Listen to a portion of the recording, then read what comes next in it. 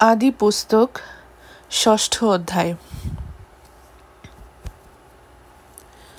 যখন পৃথিবীতে মানুষের সংখ্যা বৃদ্ধি পেতে লাগল ও তাদের বহু কন্যার জন্ম হল, তখন ঈশ্বর সন্তানেরা দেখল আদম কন্যারা কতই না সুন্দরী ছিল, এবং তাদের মধ্য থেকে যতজন খুশি ততজনকে বিবাহ করল।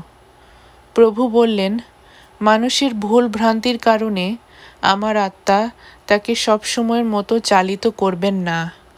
সে তো মাংস মাত্র, তার আয়ু বরং হবে ১২০ বছর। সেকালে এবং পরবর্তীকালেও পৃথিবীতে মহাবীরেরা ছিল। ঠিক সে সময়ই ঈশ্বর সন্তানেরা আদম কন্যাদের সঙ্গে মিলিত হল এবং তাদের মধ্য